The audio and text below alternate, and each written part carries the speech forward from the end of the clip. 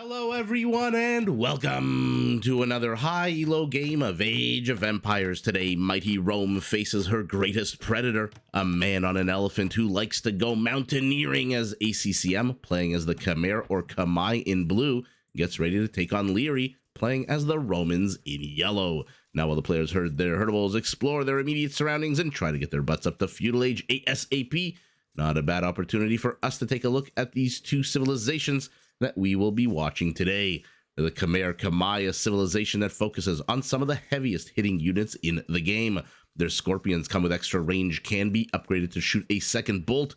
Their battle elephants move faster than normal and can be upgraded to hit even harder with a +3 attack boost. And their unique unit is quite possibly one of the hardest, most annoying units to deal with head on. I am referring to the ballista elephant, which, as it sounds, is an elephant unit with a giant ballista mounted on his back, which, by the way, can also be upgraded to shoot a second bolt.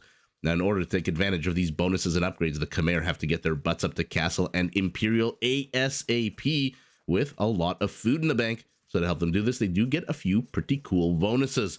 To start with, the Khmer don't need any structures to go up to the next age. You take a look underneath the Roman numeral 1, there are no two houses. At the top right, you'll see Liereyy does have two houses that will need to be lit up in order for him to advance to the next age. The Khmer have none of that. As long as you've got the resources, 500, for example, in the Dark Age, 800, 200 in Feudal, to go up to Feudal and Castle, respectively, you can go up. Second, there is no such thing as a prerequisite. Once you hit an age, all of the buildings from that age are available to you, which means you don't need to build a barracks to get a stable. You don't need to build a blacksmith to get a siege workshop. Anything and everything from your age is available to you. And lastly, Khmer farmers don't need to bring food to a mill or a town center. As long as a farmer is working on a farm, it basically automatically adds food 1 unit by 1 unit by 1 unit to the coffers of the Khmer, which means if ACCM wanted to, he could place a farm basically right here behind enemy lines, and that villager would never have to return home to drop off food. And the Khmer villagers are also harder to raid because they can actually garrison inside their houses, and once any kind of danger has passed, they can come back out and play. Although, big caveat for that, they do not regenerate their HP inside houses, much like they do inside other structures.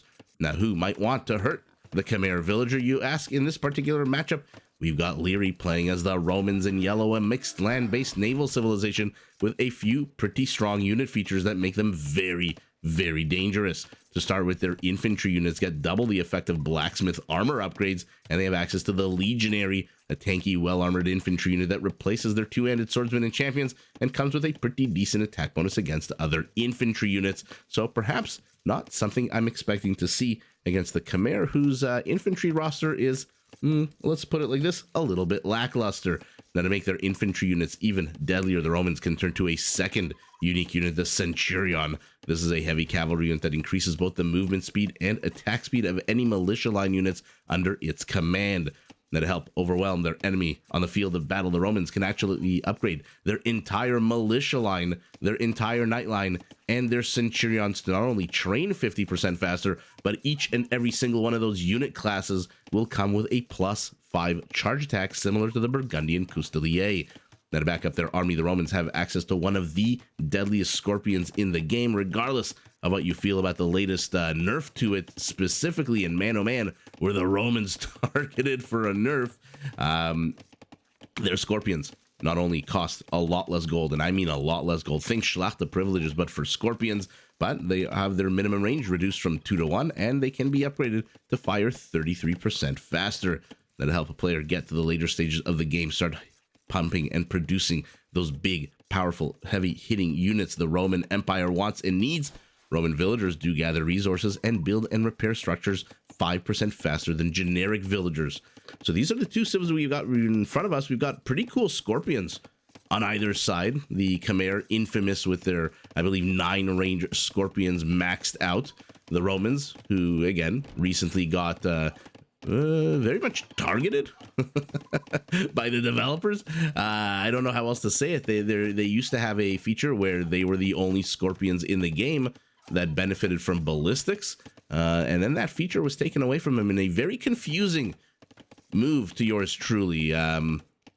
A confusing move just because there's so much talk in Age of Empires Look at that. The second he hits Feudal, that scout gets a little boost of steroids. Line of sight increases, speed increases, all of it gets better. I was going to say, for a game where there's a very long-standing debate of what the hell to do with militia line units and how to make them better and more prevalent and help players use, or at least incentivize players to use the militia line units more. You know, the developers thought, hey, you know what we're going to do? We're just going to boost and make more powerful the ability to gun down militia line units en masse by making Scorpions more powerful. So, hey, you wanted more champions? Well, our answer to that is to make a unit that can kill 40 champions in the blink of an eye even more powerful. So it's a little bit of a confusing thing. I'm also not happy that they didn't give the Romans anything in return for removing their ballistics feature. And that, ladies and gentlemen, is the end of that rant. Let's take a look at the chessboard today. We know there's going to be a relic in the center, but what we don't know is what the attack path looks like between the two bases as this blue scout gets hounded. And with some nice micro of this scout here on the left side, Liereyy draws first blood, gets the first kill, and ACCM, despite getting, let's see how much vision he got, pretty decent amount of vision. Saw a little extra structures here, a few extra structures here and there. Did lose that scout, not great. He does have two more waiting in the wings, a little bit on the defensive side. There's that relic in the center of the map, attack path between both bases full of forests and choke points, a few hills here, which we know the Romans, if you're facing off against men on elephants, hilly terrain is not the friend of the Roman. They're still dealing with the generational trauma of Hannibal. And so let's take a look at our elephant civilization here, the Khmer, who has already ACCM walled off his villagers, expecting that Liereyy with 4 scouts might dive bomb into the back of this town center settlement, because he's kind of carved himself only a half a settlement, and the only resource he's really given himself safely and securely is the rear stone. Okay. Primary gold left outside, extra stone off to the top left, and both patches of extra gold here to the right side outside of the base. So an interesting choice by our Khmer so far. I mean, remember, you can put gold miners here and a house next to it, so that if Liereyy ever attacks with these scouts, which to be fair, still just attack on a 5, and against the loom villager that only does 4 damage, so 10 scouts needed, or 10 shots from a scout needed to kill a villager, however you want to look at it. If you put a house next to it, those villagers can just run away into the house, and then those scouts have absolutely nothing they can do. We're now in Feudal, and even though the melee armor of a house is -1, I'm assuming very shortly we will be hitting Castle Age, because to be honest, these are not two armies that feel like they really want to engage into one another. They're more on scouting duty, these scouts. And now, for the second time, ACCM is heading over to the right side, where his opponent is located, and has maybe a surprise inside the stable here. Primary stone, like the primary gold for our Khmer, is off campus, but look at that.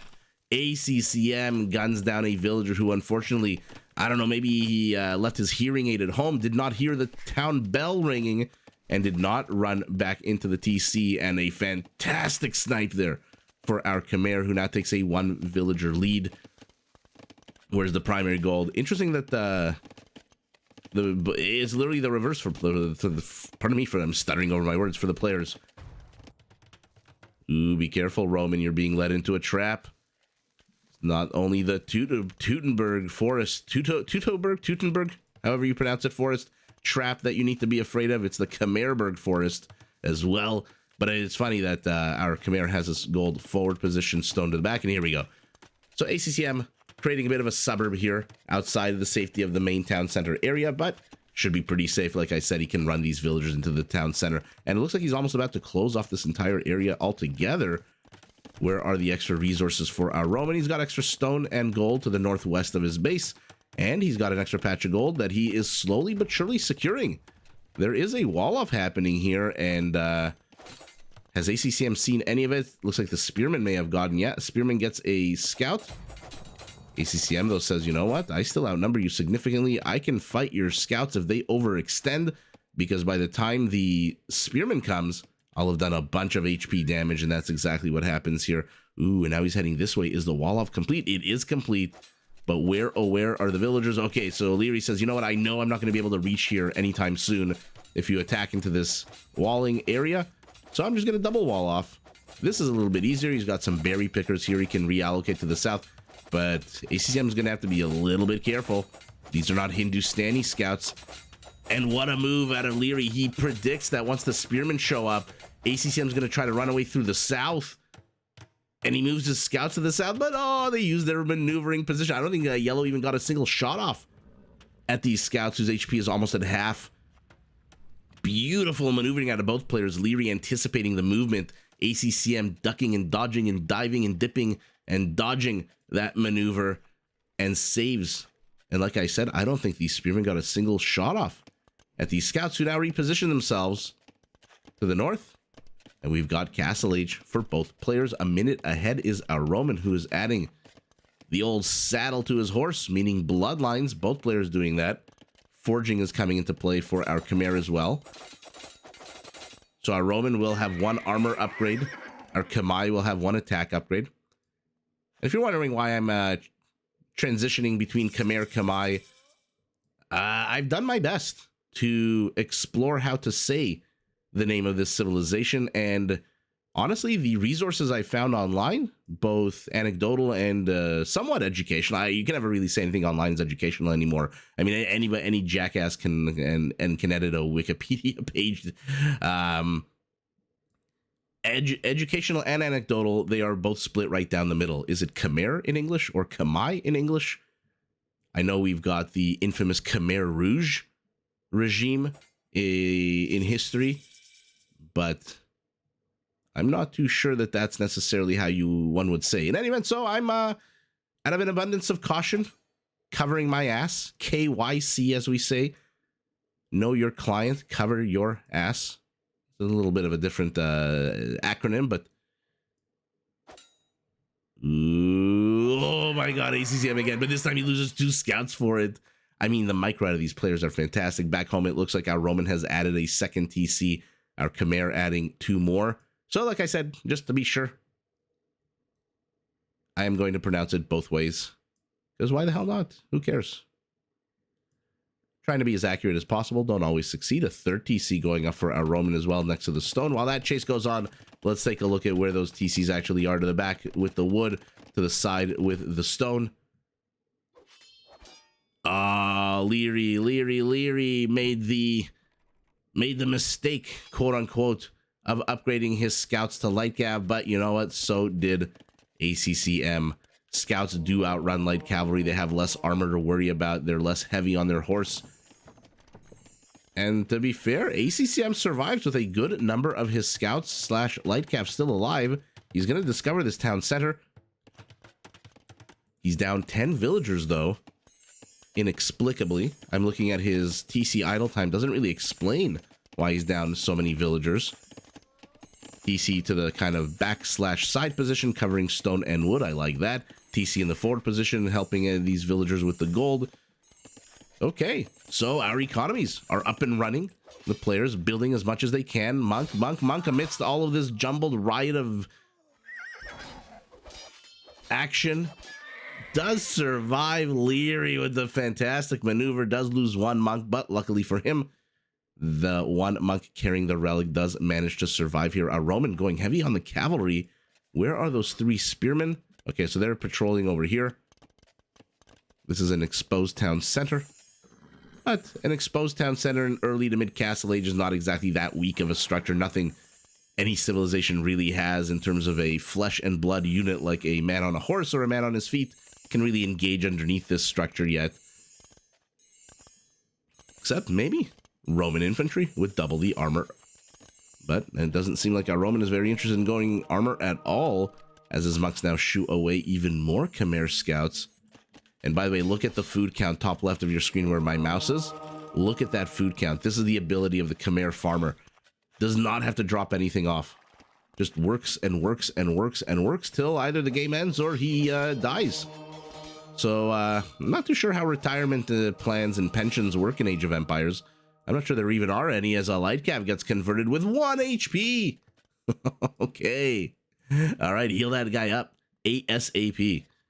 Upgrades with +1/+1 for both players. Knights moving in. They know there are monks. The first time around, they ran into them. Not too sure what they think they were doing there. running into those monks yet again. Light cap to the bottom. Monk getting a relic. Currently 1-0 Romans. It's going to stay 1-0 Romans if Liereyy catches wind of this. And I don't see any reason he shouldn't. Yeah, look at that. Look, better late than never. And down goes the monk. But to be fair, the monk did a good job. Brought the relic a little bit closer. There is another relic where we saw that one other light cap here to the bottom of our screen. And it looks like our Roman's going to gather 2 relics before our Khmer even has 1. And now Roman outnumbered, uses the high ground advantage and runs away. Not bad at all. You do 25% more damage. You do take 25% less damage when you fight downhill. Are we seeing an infantry transition? Squires? Armor upgrades? Okay, well, you know what? If your opponent is going heavy on the knights, then away you go. The only problem for our Roman is if you take a look, another monk dies. So many dead monks. If you take a look at the top left of your screen at the castle, at the stone count of our Khmer, he is placing a very defensive castle, which that's a little bit scary. I'm not gonna lie. Like I said in the intro, I meant every word of it. The ballista elephant is one of the deadliest units to deal with head on in the game. They're just so freaking powerful. Another villager killed. Gonna be another villager kills here as Liereyy cuts off the retreat on the other side of the map. Looks like he's coming home with his scouts. And there's the first ballista elephant being trained. There's another villager. Oh, saved by the TC. I'm wondering why Liereyy didn't garrison these units quicker. And my goodness, ACCM. He's just like out there on the map, non-freaking stop, going after the 1 weak spot. Will the villager make it in time? I don't think so. She does. She does, but only because ACCM pulled back. 2 more scouts. Roman is now circling. I mean, the level of micro and scouting out of these 2 players is amazing, but ACCM so far has just been non-freaking stop from the very first minute of the game with that very first villager snipe. And now our Roman wants to bust in through the east. He wants to bust in through the north. He's going to discover the castle here. He's going to see, hey, wait a second. Why do you have a defensive castle? You've been so freaking aggressive this entire game. Well, that's because he wanted to start pumping out these units. And let's see what he can do with those units as his own settlement comes under attack. Looks like Liereyy managed to get his first villager kill. There he is, lying dead. That might be a second or a third. Forgive me if it wasn't exactly the first, but knights back away, unable to penetrate, which leaves the light cav on their own to face a TC, to face villagers who are chasing after them, and to face, more importantly, light cav who outnumber them. And now let's see how Lierey's micro can get him out of a jam. We know ACCM would duck around this army very, very quickly. And here we go. Market. Siege Workshop, University, and a defensive castle as well on the high ground. Unfortunate location of the high ground compared to this gold. I would have loved to see it in a bit more forward position to defend the gold better, but I think high ground versus protecting the gold is the right move here. Now, pikemen, okay. Take a look at their armor. +2 with only 1 upgrade. And the ballista elephants, are they going to make themselves known? Nope, they're just going to cut through the forest. Why are you even attacking this house? The only unit in the game that can cut through a forest in the Castle Age is the ballista elephant. We'll keep an eye on these knights and see how much damage they can get done, as it is now ACCM's turn to shove himself into Lierey's base. I feel like that was a bit of a confused attack. He didn't really know if he was going after the villagers, the monk. I feel like the monks did survive. There's a light cap to the north who's going to get a villager there. I'm going to zoom out as much as I possibly can. I hate zooming out so much. Pikeman to the left, villager to the top. Units in the center are dying. It looks like those knights that were attacking the Khmer base are now returning home as well. And now pikemen do swarm over the ballista elephants. But oh my goodness, look at the villager kill. This is the exact opposite of what Liereyy needs to be happening, or Liereyy wants to be happening right now. I get a lot anytime we do a live stream with the Khmer, anytime ballista elephants show up, inevitably the chat asks, How the hell do you stop this unit?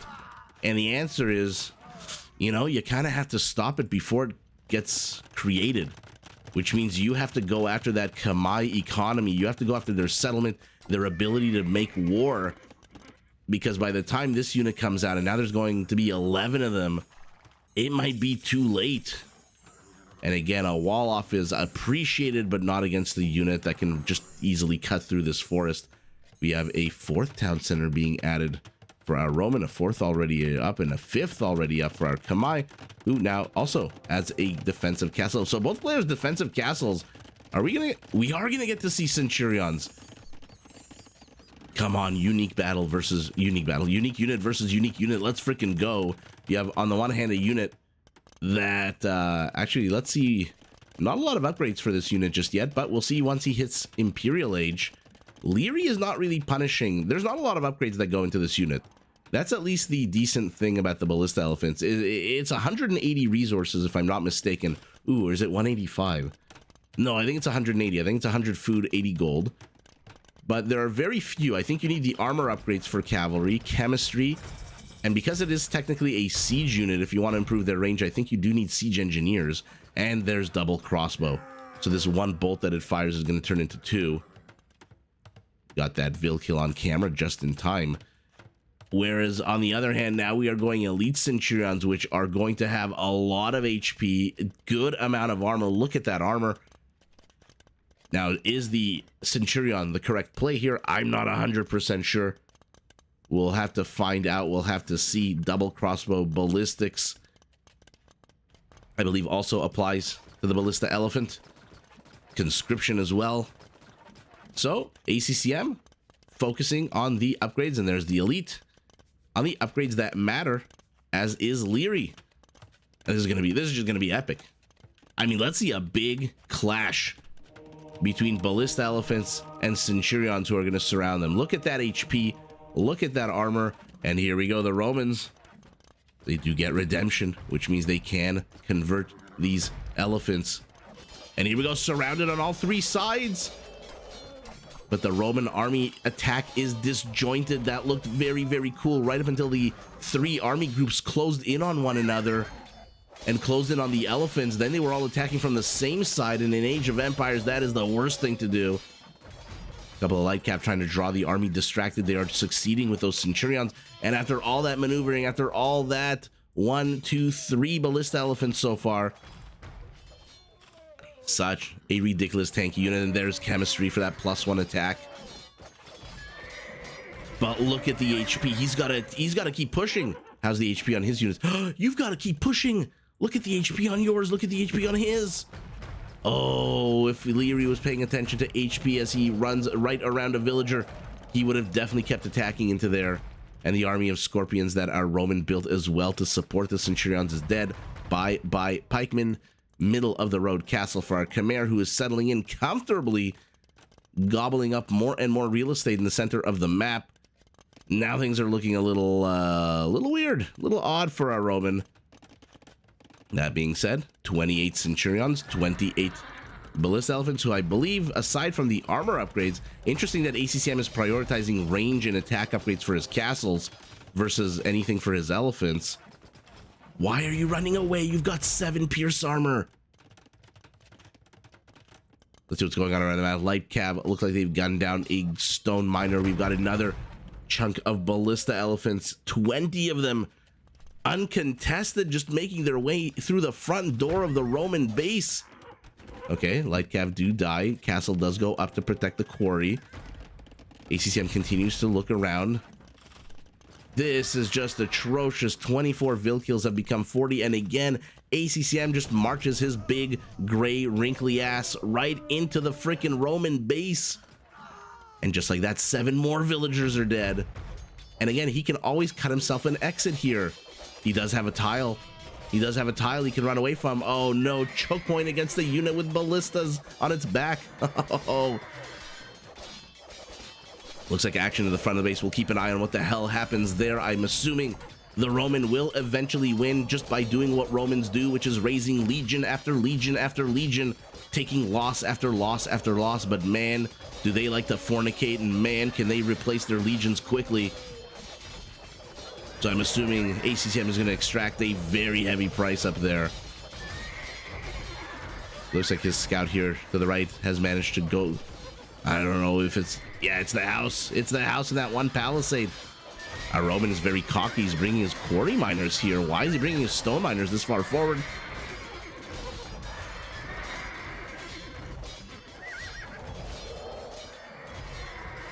And the ballista elephant count remains at 32. And now they are pressing forward even more. Another castle. How much stone is left on this map, by the way? Still, 1900 stone. I, of course, looked at the gold immediately. Centurion versus Light Cav will do a good amount of damage. Let's take a look at what's going on to the north as the last ballista elephant does fall. But like I said, man, what was that, like 2 whole, 3 whole minutes that they were fighting each other in the corner of the map? And what the hell do you do here as the Roman? You do have the infantry armor upgrades. Now, what you can do as the Romans, I mean, it kind of sucks, but remember that villagers, thanks to one of the patches, a few patches ago actually, converted Centurion, gets what he gets when he switches teams. Villagers actually come with a +6. I don't know why it doesn't show half the time, but villagers actually come with a +6 attack bonus against these elephants. And villagers only cost 50 food for most civilizations.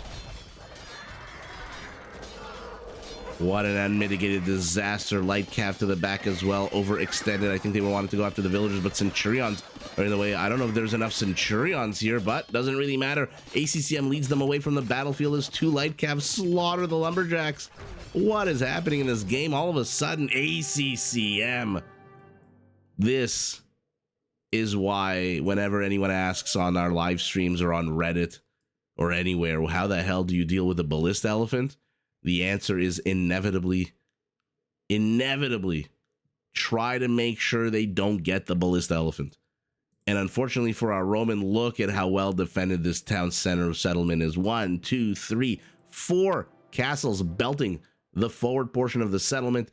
ACCM playing secure as a MF here has double the population of our Roman, who, as I mentioned, as much as they do like to fornicate, they have lost 10 times, 11 times the villagers of their opponent, and unfortunately, they cannot replace them and Centurions at the same time. Villagers do cost food, Centurions do cost 75 food, 85 gold. So this unit actually costs more gold than this unit, and its food cost is not too dissimilar from this unit. Now, unfortunately, when you click the Centurion, there's no white bar. Actually, pardon me, there is a white bar. So he did get committed tensies, which means those Centurions train faster and come with a +5 charge attack. So why wasn't he just training other cavalry? How many stables did our Roman have? Only 2. Okay. Remember that committed tensies upgrade applies to Centurions, Nightline units, and where's the barracks? Any militia line units. Which unfortunately, Nightline units, militia line units, perhaps not the most useful against the ballista elephant, but at this point, you got to throw the kitchen sink at your opponent. You literally have to take that porcelain sink and just chuck it at the head of this elephant, because otherwise, double crossbow, which I believe does 6 damage, 6 pierce damage, and then I think, +3 attack bonus against the elephant, I want to say. Not that we're going to see any Romans on elephants, but holy moly, did Liereyy not punish the economy of the Khmer like he really, really needed to. These numbers needed to be in reverse for Liereyy to win the game. He needed to be the one who killed 77 villagers and lost 7, not the other way around, because this is what happens when you're... I'm going to rewind a few seconds. I want you to look at the top left of your screen. 402 food. Look at it go up. Look at that. Look at it just going up, up, up, being spent, but also going up, up, up. 500, 600, 700, 800. Well, 800 minus the 300 for the ballista elephants. But that is just one of the super cool features of the Khmer, the Khmer. Another super cool feature is, like I said, men on horses, men on elephants who like to go mountaineering have proven yet again to be the greatest nemesis, the greatest predator of the Roman people. And wow, I mean, this game was, we kind of suspected that they wanted to get up to Castle Age, but I didn't really not expect a Centurion versus ballista elephant play out of our Khmer. I mean, Khmer are all known because they don't need any prerequisites. They can start pumping out knights very early on. They can start pumping out hussars because of that. You saw how insane that food economy of theirs is. But ballista elephants, as cool as they are, you need a lot of control. You need to keep yourself safe. And that is exactly what ACCM did here. There's gold off to the right side. I'm trying to look at the mini-map to see if there's gold here in the center as well. He's got 26 villagers on gold. Roman, 24. Not bad at all. But still, like I said, oddly, in one of the quirks of Age of Empires, the Centurion actually costs more gold. It's up there with the Mameluke. The Mameluke, which probably would have shredded these elephant units to pieces, but doesn't really matter. Let's take a look at the stats. 71 Centurions, 80 Ballista Elephants. I don't know who wins this fully upgraded in a 1v1. By the way, did ACCM finally get the armor upgrades? He did get the armor upgrades. He got ballistics. We saw he got chemistry. There's siege engineers for that +1 range, the 5+1. And there's that bracket one for double crossbow. So ACCM roided out his elephants completely. Doesn't really need tusk swords, as it doesn't have any battle elephants. But double crossbow, where am I looking? All the armor upgrades, all the, we'll call them archery range archery upgrades, although they're really more university upgrades. And siege engineers. Wow. Oh, by the way, did he get the monk text for them as well? Oh, he just got devotion. Okay, so no faith. So devotion. So, it says, I'll make it a little bit harder for you to convert my units, but not too hard. Not too hard. I don't think I even saw beyond that one ballista elephant that was converted somewhere around here. I don't think I saw a single Roman conversion of a ballista elephant, but let's take a look. Secondary units for our Roman not playing a role at all. 79 light cavalry units. ACCM just using that food eco to constantly, from literally the first few minutes of the game, he was, by the time I even got to the Roman settlement to discuss and describe, there was a blue scout already here, looking around, poking his ass around here. He saw the two houses, these two, I believe. He saw the stable and the barracks and the wall off. He poked himself over here. Man, did ACCM just make his presence on the map known. 10,000 more resources. Relics 3-2, difference not really playing a role, but all 4 resources going to our Khmer, who does have about 18%, 20% bigger economy than his opponent. 2 conversions to 1. Yeah, Roman did actually convert 2 units. Not too sure what the second one was. We know the Khmer converted that 1 Centurion. And let's take a look at the total military kills. 187 to 120.